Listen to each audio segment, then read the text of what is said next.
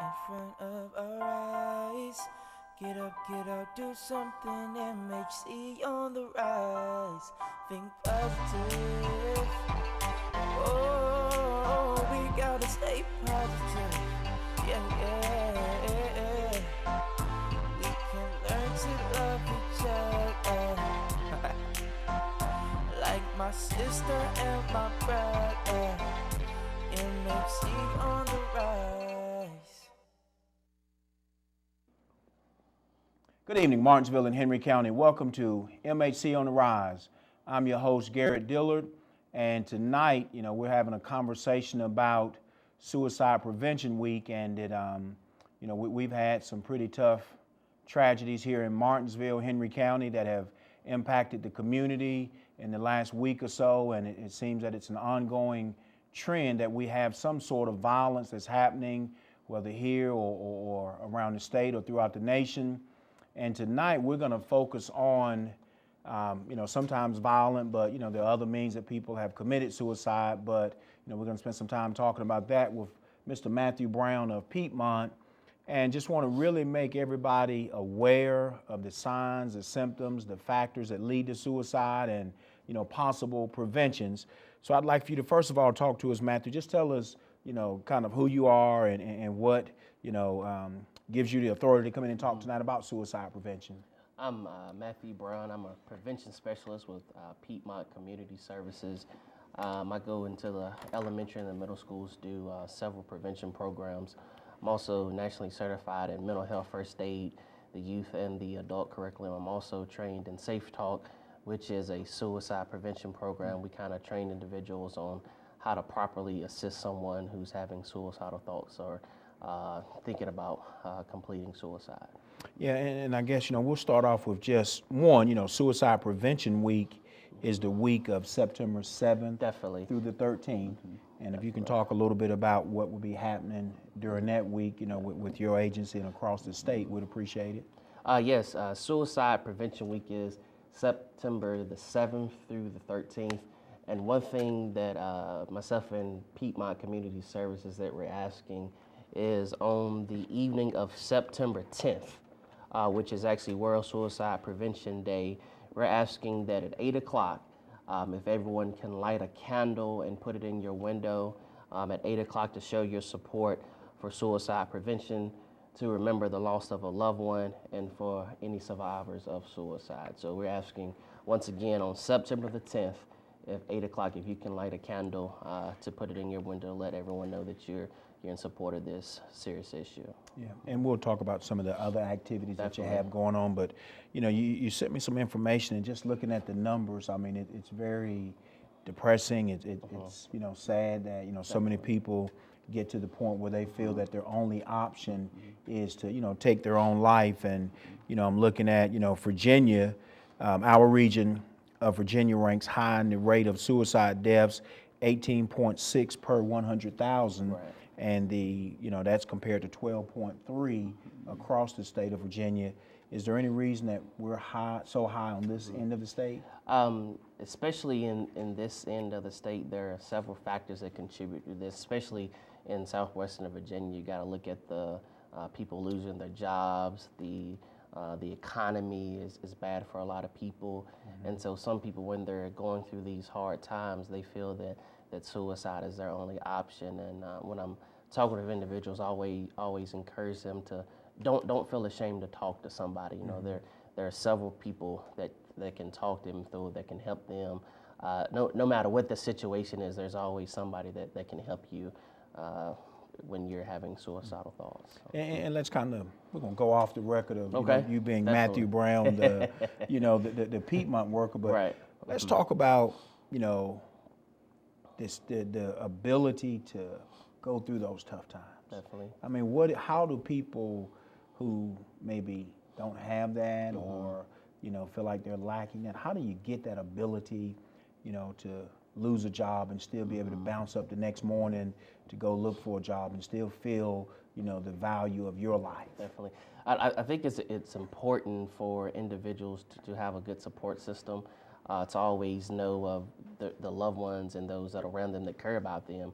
But in some issues, some people don't have a support system. They don't have anyone that they feel like that they can talk to. So I just always try to encourage, that there are hotlines. We have the National Suicide Prevention Hotline, and I'll share that number later. We actually have people here local in Martinsville who are on standby 24/7. So I never want a person to feel like that suicide is their only option. I always want them to feel like that the appropriate help is always available. And, and it's kind of, with your numbers, it's kind of, there's a youth group and then there's an elderly group. Definitely. So like, you have that suicide is the second leading cause of death among 15 to 24-year-olds. But, you also have some information in here about, the elderly make up 14.1% of the population, but comprise 17.5% of all suicides. So both young and old. Definitely. Is there any explanation for that? Looking at the 15 to 24-year-olds, we're living in a day and time where it's hard being a teenager. They're going through peer pressure. They're dealing with puberty. They're dealing with balance in school and extracurricular activities. Some of them, their home life isn't good. They're getting in trouble, don't have any friends, and so they feel like suicide is the only option. They feel like that they don't have anything to live for. And I think that's why it's important for anyone that deals and work with young people, whether it be in the school or in the church community, in your neighborhood, that you always try to raise the young people. You never know what good just speaking and saying hello to a young person can do, because sometimes they don't always get that at home. And as far as the elderly, and the suicide, a lot of times the elderly, they don't have any loved ones. They may be the only one living in their family, and so they're thinking about their life. Sometimes they're battling sickness, and they just feel like they're by themselves, feel like alone. So they feel that suicide is the only option. And with young people, like you mentioned, some, they get in trouble, they do things, and they're constantly being downgraded, and Definitely. You're not this, you're not that. How do we, dish out the consequences and let them know that what you did was wrong, but yet build them up instead of tear them down? How do we do that? I'm reminded of an old African proverb that says it takes a village to raise a child. And we're living in a day and time that when someone makes a mistake, instead of beating down on them, we've got to be willing to lift them up. And I think it's also important for those adults that have been through issues, been through hard times and survived. I think it's important that we share our story to the young people, let them know, listen, I've made mistakes before too. I've fallen, I've gotten back up. Because I myself, when I was in high school and I was growing up, I haven't always dotted every I and crossed every T. So it's important for us to share our story, to let the young people know that, they're going to make some mistakes along the way, but you should never get up. Donnie McClurkin wrote a song, "We fall down, but we get back up." Absolutely. And that it's important that we share that message to them, that no matter what they do in life, no matter what mistakes, we still love them and we're here to help them. So we got to stop beating down on them and try our best to lift them up. And then with the elderly, what's the recommendation? Because as you said, a lot of elderly is just, that they in a community, but they're by themselves. What can their neighbors and family and church members do? I think I hear the saying a lot of times that the youth are the future. And so when we make this statement, whether it be on our jobs in church, when we say that, what we don't realize is we're pushing the elderly to the side. And they hear these things, and that doesn't help them out any. So we've got to let them know that even though the elderly, that we haven't forgot about them. I think it's important to go sit down and talk to the elderly. If you know someone that's in the nursing home, in the hospital, that doesn't have a lot of family, just go sit down and talk to them. And not only will they appreciate it, but I've learned when I talk to the elderly, it blesses me. I always get something out of it, just hearing their story and some of the things that they've been through and dealt with in life. Yeah, and I'm going to read a few more stats, and Okay. you can kind of comment at Definitely. the end. But approximately 1,028,000 Americans attempted suicide each year. It is estimated that 5 million living Americans have attempted to kill themselves. Every year in the United States, more than 21,000 men and women kill themselves with a gun, 2/3 more than the number who use a gun to kill another person. An estimated 4.8 million Americans are survivors of suicide, of a friend, a family member, of a loved one. With all of that, what is that saying about suicide? It's saying that we need to talk about it more. I think that suicide to some people it has a certain there's a certain stigma related to suicide. We don't want to talk about it. Essentially, to some people, it's a cuss word. We don't say the S word. We don't talk about it. But you know, this region particularly, our suicide rates are higher than the state of Virginia. We have communities right next door, Patrick County, which has the third highest suicide rate in the state of Virginia. Oh, wow. And so I think it's important that we as a people, we show a high concern of suicide. And, you know, I think it's important that we're willing to get trained. We're willing to learn suicide facts, know what the warning signs are, know what to look for so that we can properly help individuals that are having these suicidal thoughts. And some people are good at hiding it, but let's do a little role play. I'm gonna put you on the spot. All right. You know, and you're the expert. Definitely. Here. But let's say that, you know, I'm your coworker. Okay. And you've been having some suicidal thoughts. How do you approach me and have that conversation with me without feeling embarrassed or humiliated, but yet sharing that with me so that I can, you know, help you get the help that you need? The first thing I would do when I approached you and talked to you, I wouldn't want to make you feel comfortable. I would have just a normal dialogue that I have with you on a daily basis. And perhaps if, for example, if I've noticed a change in your daily activity, I would say, you know, Garrett, you know, I've been noticing lately, you haven't seemed like yourself lately. You're normally very happy, you normally have a smile on your face, you normally come into the company outings, but I've noticed you've been keeping to yourself lately. You haven't been responding to phone calls or emails. Is everything okay? Is there anything that is going on that you'd like to talk about? And based on your response, one of the things that we teach in our Safe Talk and our mental health first aid class is not being afraid to ask the question, are you having suicidal thoughts? And I think sometimes where people mess up, we want to ask the question, are you thinking about hurting yourself?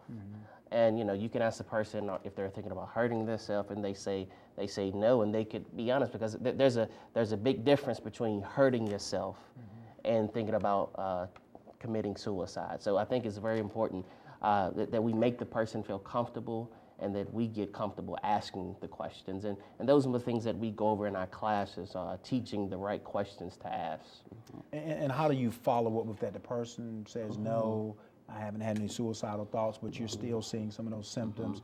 What's your next step after you've had that conversation with that person? I like to always tell people in my class to, even if they say no the first time, you don't want to cast them off to the side. You want to observe them, continue to look at their daily routine and their activities. If their mood hadn't changed, you may want to ask them again. And if you feel like they're not opening up to you, but you feel there's still an issue, you may even want to encourage them to talk to someone else, or maybe get someone else to talk to them. We never want to ignore the signs. We never want to push a person to the side just because they say no the first time. Now let's reverse that. Now let's say that you're the person contemplating suicide. Right. I'm your coworker, and you want to let me know because you really want help, but you don't know where to go or how to, get the help. How would you then approach me, and you're the person who's contemplating suicide? Well, Garrett, I really need to talk to you. Got a lot going on in my life. Just feel like it's one thing after another. I don't know who to turn to. I really need help. And I've been having suicidal thoughts because I don't feel like I have anything to live for. And so once I give you that invitation, it would be your job to assist me then and to get me the proper help, to a trained suicide intervention specialist, or giving them a contact number or connecting them to a counselor. Statistics show that most of the time, if someone's having suicidal thoughts, they want to talk about it. They want help. And so it's important to look for warning signs. One thing that we talk about is non-suicidal self-injury, where people, we hear the term cutting or doing anything to hurt themselves. Sometimes these are warning signs where they don't necessarily know how to come out and say that they're having it. So they engage in non-suicidal self-injury because they're asking for help. It's literally a cry for help. And so it's important for us to look for these warning signs. And I think it's important to say that if somebody approach you in that manner, or if you got the inclination that somebody's contemplating suicide, one, we don't leave that person alone. Definitely. And, you know, and if we have somewhere to go, something to do, we can't be with them. We have to get them to somebody and let that person know that this person is contemplating suicide.